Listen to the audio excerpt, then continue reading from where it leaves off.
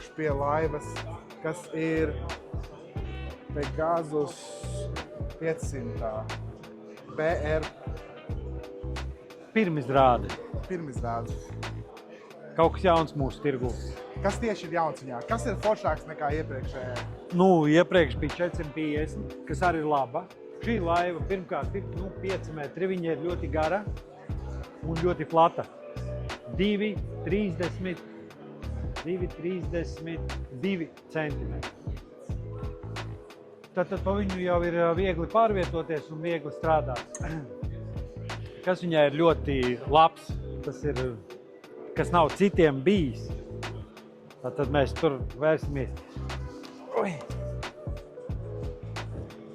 Šī pozīcija, kur makšķerkātus ielikt iekšā. Tas tiešām nebija citiem. Tas ir kaut kas labs. Ja? Tad īsākie kāti saliktā veidā. Ja ir garāki kāti, tad viņi ir jāizjauc. Bet vismaz no pārbrauciena viņi nemētājās. Vai jūs āķos arī var kaut ko uzlikt? Jā, šeit arī viņi liekās iekšā. Te ir 1, 2, 3, 4, 5, 6, 7, 8, 9, 10 makšķeris var salikt. Un plus, protams, teiksim, kas mums tev? Mēs varam visādas ēsmas salikt, visādas lietiņas. Abās pusēs glābšanas Smaržo vestes. kā jauna laiva. Smaržo, jā, pēc stikla šķiedras smaržo. Tad mēs varam, ja mēs neliekam šito, ja šito neliek, tad mēs varam ēnkuru likt. Ēnkuram speciāli ir vietiņa, kur ielikt elektrisku ēnkuru.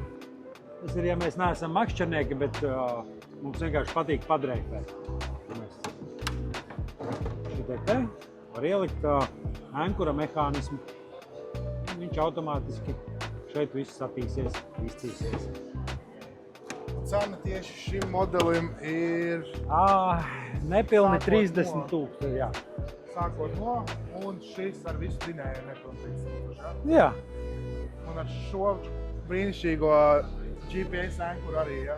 Jā. Vai kā viņi GPS Plus, auto? tad mums ir stacionārā bāka, 100 litri. Varam uzpildīt. Un tad šeit mēs varam visu elektroniku salikt iekšā. Kur jau mums ir daļa elektronika. Ja? Tad visa vadība, slēdzīši, pumpīši un tā tālāk. No apmēram tām. Kas ir lielākais dzinējs, ko viņam var teorētiski uzlikt? 150 zirga spēki. 150, pēc tam jau viņš pa smagu vai arī ceļās. Viņam nevajag vairāk. Viņam vairāk nevajag. Viņš jau būs, nebūs sabalansēts. Tas ir labākais risinājums. 150 zirga spēki Hondas motors.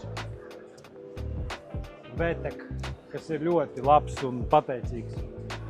Un šī laiva, tas ir viss, ko vajag makšķerniekiem, sportistiem.